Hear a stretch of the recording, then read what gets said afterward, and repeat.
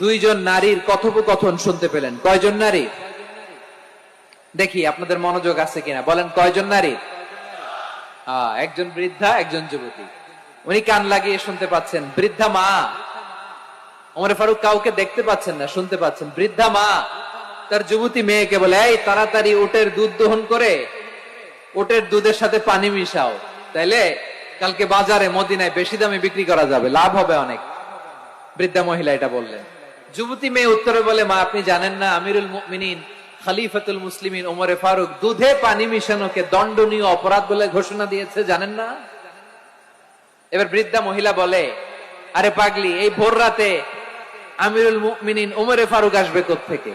উনি আসবে কোত্থেকে? ওনার পাইক পেয়াদা সিকিউরিটি আসবে কোত্থেকে? কেউ দেখবে না। আরে কেউ দেখবে না, তাড়াতাড়ি দুধের সাথে পানি মেশাও।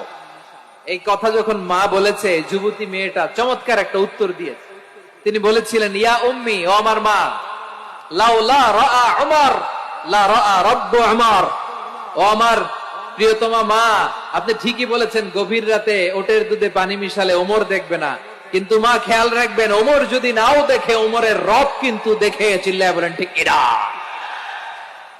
দিস ইজ কল্ড তাকওয়া। লাউলা রাআ উমরু লা রাআ রাব্বু উমর। ওমর দেখে না, কিন্তু ওমরের রব দেখে। চিল্লায় বলেন ঠিক কিনা?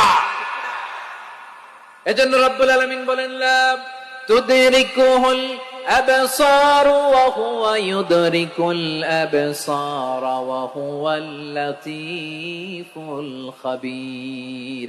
তিনি এমন সত্তা, দুনিয়ার কোন চোখ তাকে দেখে না, কিন্তু দুনিয়ার সবগুলো চোখকে, সব মানুষের অ্যাক্টিভিটিস কে, আরশের উপর থেকে সবকিছু মুহূর্তে মুহূর্তে দেখতে পান কে? তাহলে তাকওয়া কারে বলে বুঝতে পারছেন? দুনিয়াতে সাবধানে চলার নাম তাকওয়া।